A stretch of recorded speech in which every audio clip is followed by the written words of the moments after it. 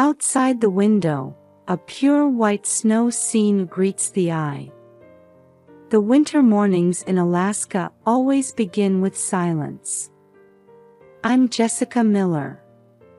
Even at 62, I haven't changed my habit of waking up at 5 a.m. every day. Standing in the kitchen, brewing a warm cup of coffee, I gaze out the window at the view of Miller's orchard spread before me.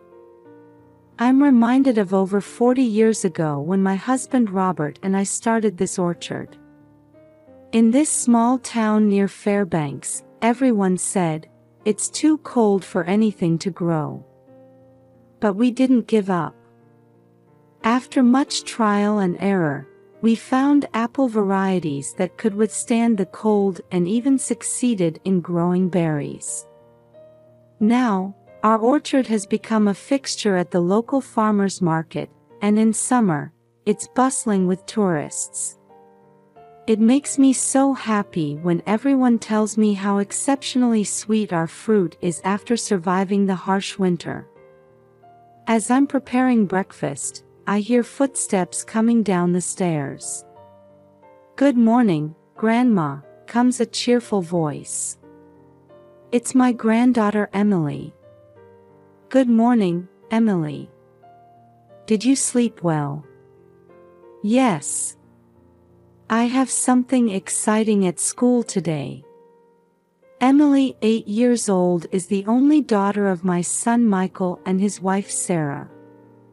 They all live together with us in the big house on the orchard. A little while later, my husband Robert comes down. "Good morning, Jess," he smiles at me gently. Even at 65, his smile hasn't changed from 40 years ago. It's delivery day today, isn't it?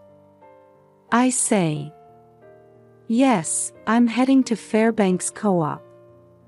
"I should be back by evening," Robert replies. After breakfast, once Emily has left for school, I put on my rubber boots and head out to the orchard. It's my daily routine to check on the apple trees in the snow. During winter, the trees are dormant, but we can't neglect preparations for spring. Around noon, my son Michael comes to the office. "Mom, I've finished this year's financial report," he says, looking a bit tired. "Thank you, Michael. You're always working so hard." "Yes," he answers vaguely. I've been worried about Michael lately. His relationship with his wife Sarah doesn't seem as good as it used to be. In the afternoon, I attend a gathering of the gardening club at the local community center. "Jessica, you'll teach us how to make apple jam again this year, won't you?" my longtime friend Mary asks me. "Of course. Let's all have fun making it together," I reply, feeling the importance of our community connections. In the evening, we all go to Emily's school event, a winter music concert. Seeing my 8-year-old granddaughter on stage warms my heart. However, I sense a subtle tension between Michael and Sarah sitting next to me, which worries me a little. On the way home, Robert praises Emily, "That was a wonderful performance." We all laugh together, enjoying this simple moment of happiness. But somehow, a small worry lingers in the back of my mind. Will these peaceful days continue? Several weeks have passed since that music concert, and the Alaskan winter has grown even harsher. As I drink my morning coffee and look outside, I see the snow falling heavily. The thermometer reads 10 degrees Fahrenheit. "It's particularly cold today," I mutter to myself while gazing at the orchard through the kitchen window. The snow-covered trees stand silently, as if wrapped in a white blanket. Despite the severe cold, today is my day to pick up Emily from after-school care. I had promised to pick her up at 4 p.m. from the YMCA winter break program. "Robert, I'll be picking up Emily today," I call out to my husband. "Oh, that's right. Be careful out there," Robert answers. He seems to be organizing some documents in his study. Looking at the clock, I see it's already past 3 p.m. I should get ready, I think to myself, putting on my coat and grabbing the car keys. As I step outside, the cold wind stings my cheeks.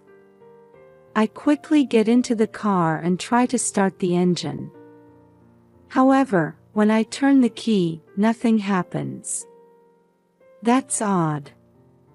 I think, trying a few more times, but there's no response. Feeling uneasy, I get out of the car and call out to Robert. "Robert, it seems the car battery might be dead." He looks a bit surprised and says, "That happens often on days this cold. It's an old car, after all."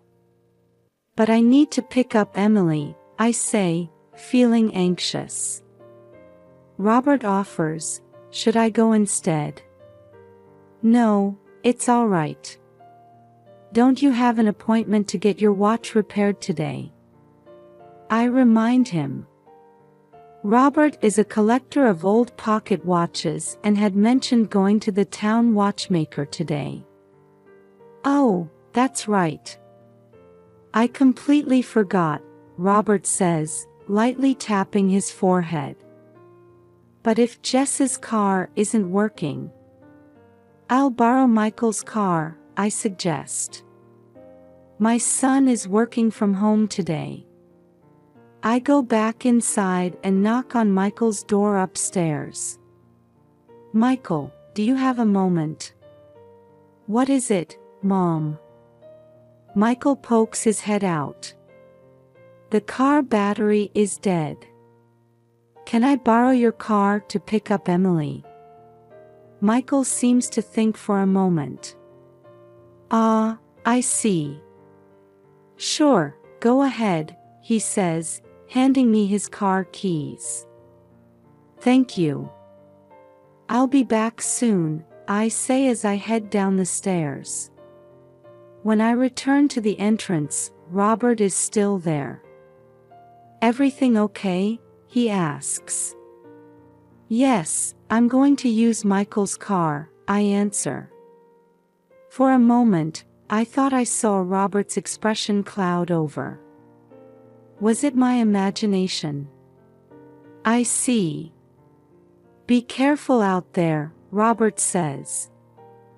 I get into Michael's car and start the engine. It starts up fine, and I feel relieved. I see Robert's figure in the rearview mirror as I drive off. The trip to the YMCA usually takes about 20 minutes. However, with the heavy snow and poor visibility today, I need to drive carefully. On the way, I feel like the car isn't handling as well as usual. Is it just my imagination? I wonder, but an uneasy feeling creeps into my chest. When I arrive at the YMCA, Emily is waving energetically from inside the building. I get her into the car, check her seatbelt, and we set off.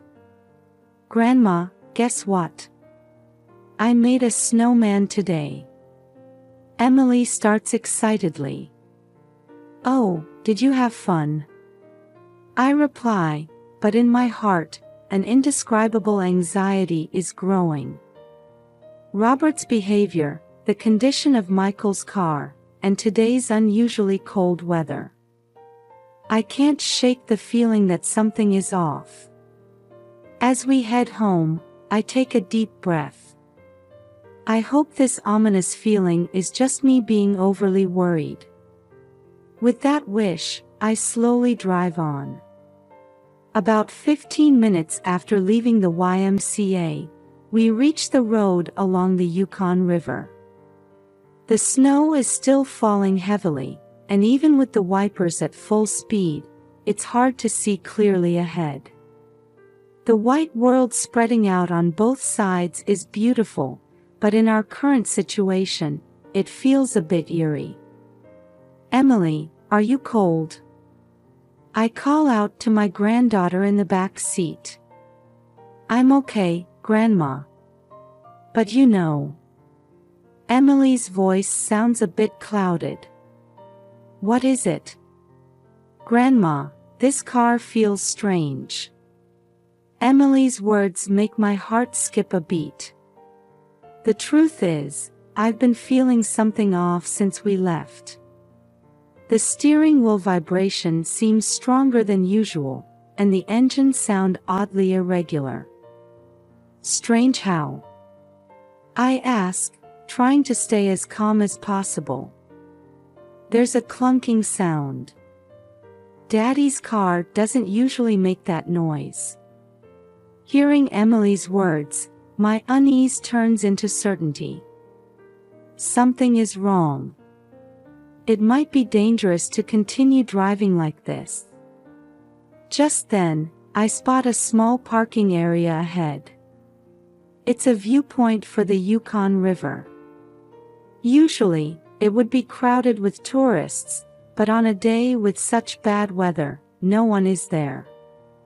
"Emily, we're going to take a little break," I say as I pull into the parking space. When I turn off the engine, silence envelopes the car. Outside, the snow is still falling heavily, but from inside the car, it looks like soft cotton fluff drifting down. I take a deep breath and try to clear my head. I've decided it's too dangerous to continue driving. But walking home in this snow is impossible too. "Emily, Grandma is going to call a taxi. Can you wait a little longer?" "Okay, I understand," Emily nods obediently. I take out my smartphone and call the local taxi company, Fairbanks Cab. Fortunately, they say they can pick us up in about 30 minutes.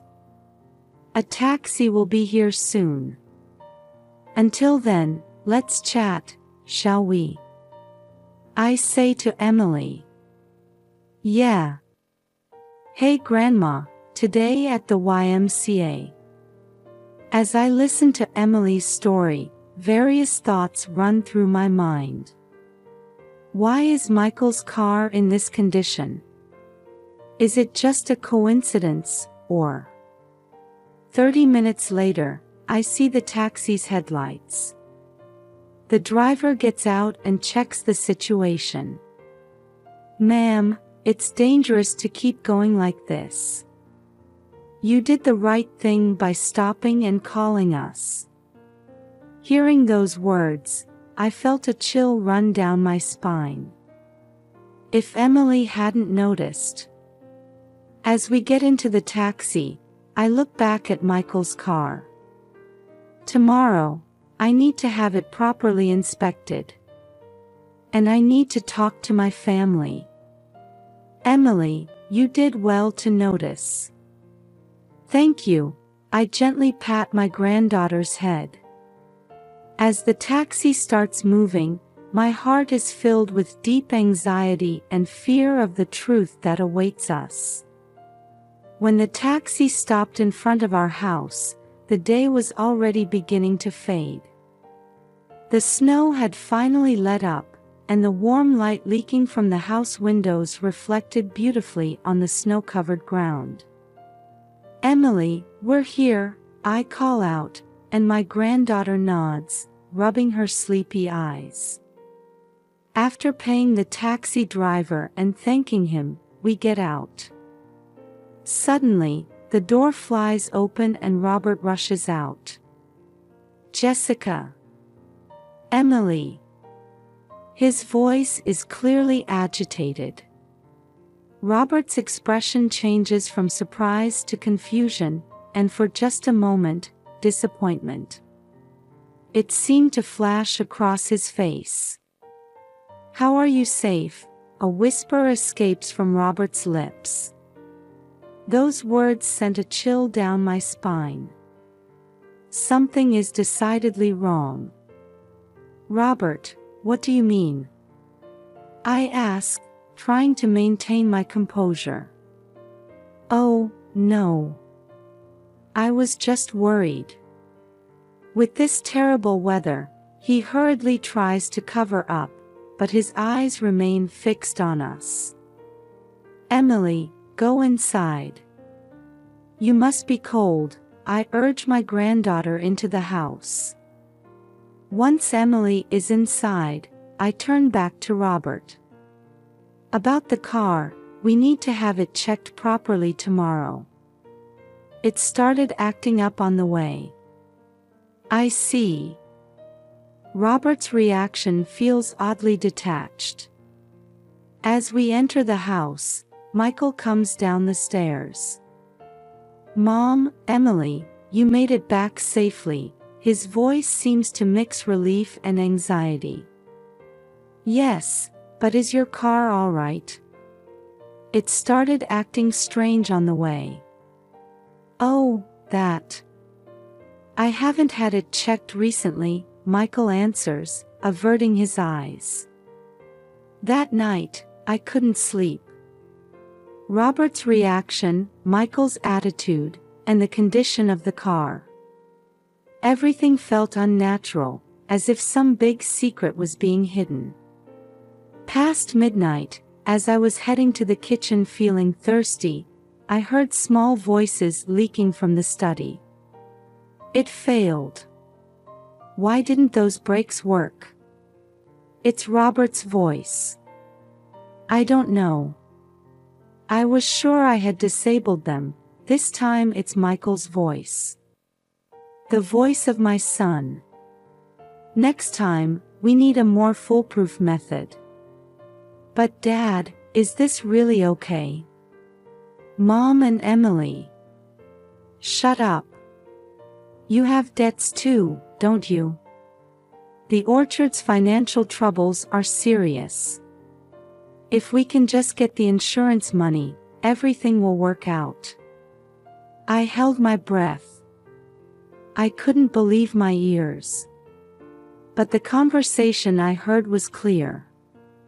My husband and son were trying to take my life and Emily's. My legs felt weak, and I leaned against the wall. My mind went blank. I can't believe it. I don't want to believe it. But this is reality. Quietly, I returned to my room and closed the door. Tears streamed down my cheeks. My husband of over 40 years, the son I gave birth to. These two were trying to take our lives. Why? The orchard's financial troubles. Debts. I can't even imagine how bad the situation must be. But even so, to try to kill family members.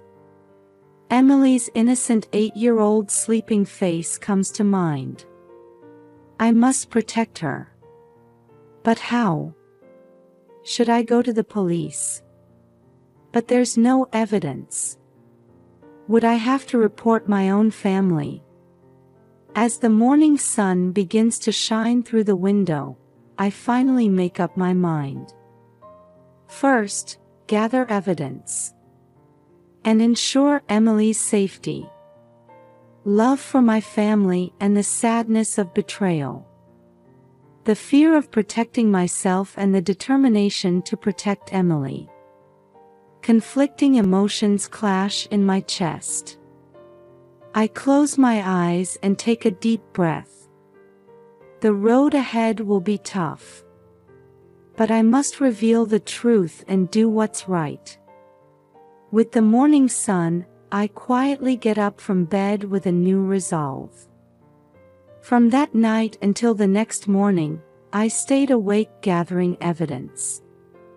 A recording device hidden in Robert's pocket watch, the history on Michael's computer, and Sarah's unnatural behavior. Everything confirmed my worst fears. First thing in the morning, I headed to the local Fairbanks police station. As I entered the station, my hands were shaking with nervousness. "How can I help you?" the receptionist officer asked. "I think my family is trying to take my life. I have evidence." Hearing these words, the officer showed a surprised expression. Immediately, a detective who seemed to be a veteran was called, and I was guided to a separate room. "Mrs. Miller, please calm down and tell me everything from the beginning, in order." Taking a deep breath, I started to tell everything. The conversation between my husband and son, the unnatural car breakdown, and the evidence I had gathered. "The car I left by the Yukon River is urgent," I emphasized. "The perpetrators might try to destroy the evidence." The detective understood the gravity of my words and immediately gave instructions to his subordinates. "Head to the scene right away and secure the car. Evidence preservation is the top priority." A few hours later, I received a call from the police. "We've successfully secured the car."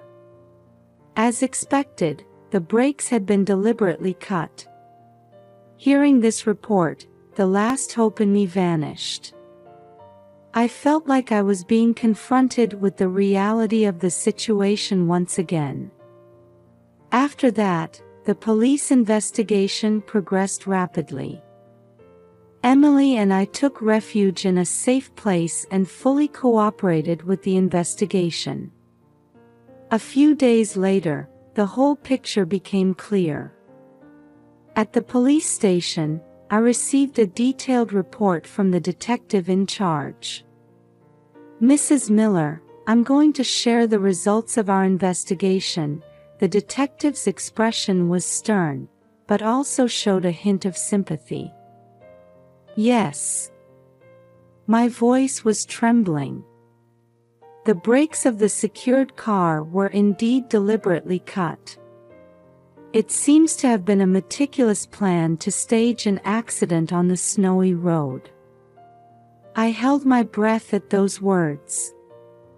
Furthermore, we found evidence of conspiracy between your husband, Mr. Robert, and your son, Mr. Michael. There were email exchanges between the two and suspicious movements in their bank accounts. The detective paused for a moment, gauging my reaction. I nodded for him to continue. "Regarding the motive, it seems the orchard's management was in a dire situation. Harvest yields had drastically decreased due to abnormal weather in recent years, leading to substantial debt. Moreover, Mr. Michael had separate debts as well." I had no idea about any of this," I said.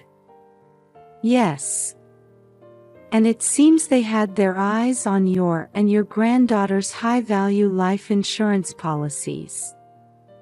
They probably thought all their problems would be solved if they could get the insurance money." I couldn't hold back my tears. I had worked so hard for my family. Why didn't they come to me for help?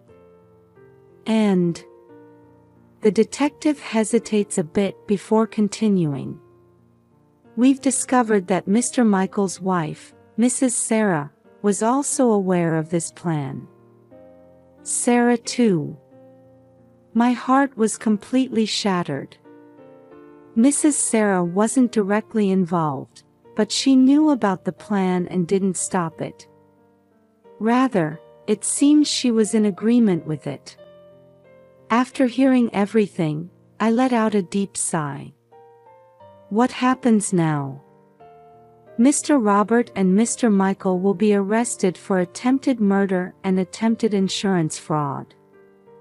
Mrs. Sarah will likely be questioned on suspicion of conspiracy. Reality weighs heavily on me. The betrayal by my family, the orchard's crisis, and our future life. However, remembering Emily's smile, I renewed my determination. I vowed in my heart to overcome this ordeal and build a new life. Following the police investigation results, the prosecution swiftly moved to press charges. When the trial began, local media reported extensively, throwing our small town into turmoil. When I first faced Robert, Michael, and Sarah in court, my heart was filled with complex emotions. Those who were once my beloved family now sat in the defendant's box. The trial lasted for several weeks, and I took the witness stand. While speaking, I kept Emily's face in my mind, mustering all my courage. On the day of the final arguments, the prosecutor demanded severe sentences. The defense pleaded for leniency, but the evidence was clear. On the day of the verdict, the judge sentenced Robert to 15 years and Michael to 10 years in prison. Sarah received a 2-year suspended sentence. After the sentencing, Robert looked at me and said in a faint voice, "Jessica, I'm truly sorry. I was so caught up in the business."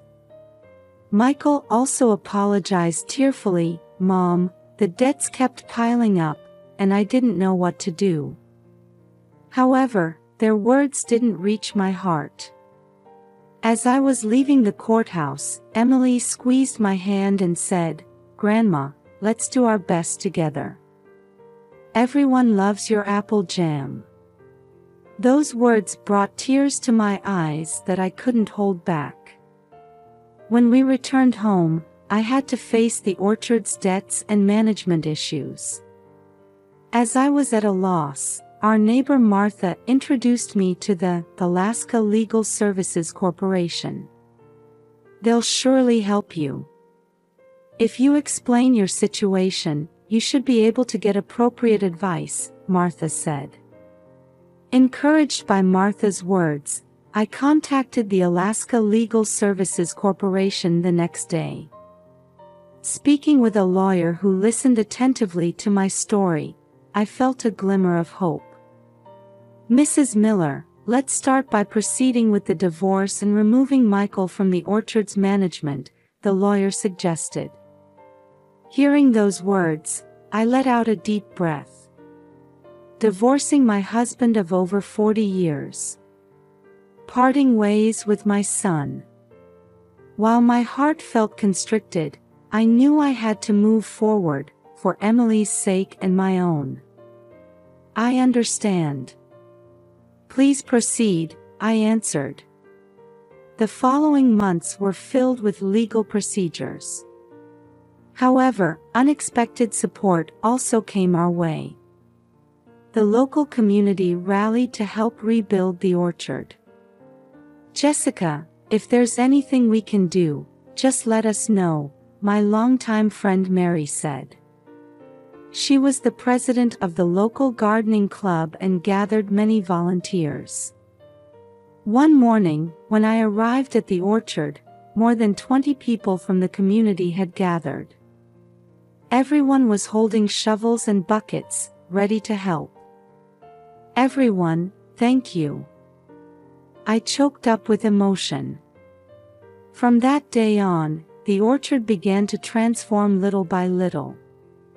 With the help of the community, we pruned old trees and planted new saplings. An organic farming expert gave us advice on soil improvement, and students from the local university's agriculture department came to help as part of their research. Emily also eagerly helped out. "Grandma, this apple tree will surely grow big by the time I'm grown up," she said, looking at a sapling with hope-filled eyes. Legal issues were also gradually resolved. With the help of the Alaska Legal Services Corporation, we proceeded with the divorce from Robert and completely removed Michael from the orchard's management. However, many challenges still remained. Repaying debts, finding new distribution channels, and above all, securing Emily's future. But there was no turning back now. "Emily, you know what? Grandma has a new idea," I said to my granddaughter one day. "I'm thinking of starting an agritourism business at our orchard. How about apple picking and jam making experiences?" Emily's eyes lit up. "Wow, that's amazing. I want to be in charge of explaining about apples to the customers." Hearing those words, I could smile from the bottom of my heart. For this child, I can overcome any difficulty. I was sure of it. Rebuilding the orchard wasn't an easy journey. There were times when I felt like giving up. But Emily's smile and the support from the community became my emotional pillars. And slowly but surely, Miller's Orchard was reborn into a new form. 5 years have passed since then. Miller's Orchard has changed beyond recognition. Today, the Fairbanks Farmers Market is bustling as usual. "Jessica, the taste of this year's apple pie is exceptional," a regular customer calls out with a smile. Emily, now 13 years old, is enthusiastically explaining apple varieties to tourists. Her bright smile seems to heal the hearts of visitors. The other day, Michael, who was recently released on parole, visited the orchard.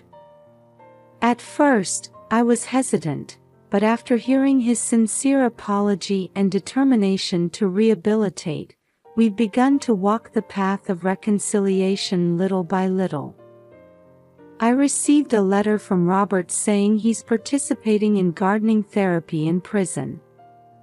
He wrote that he wants to work in the orchard after his release.